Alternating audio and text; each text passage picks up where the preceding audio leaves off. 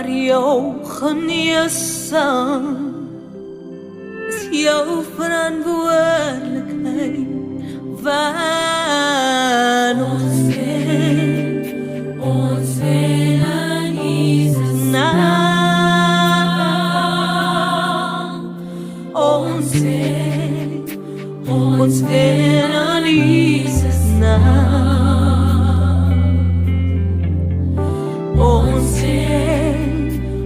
Ons wil in Jesus naam.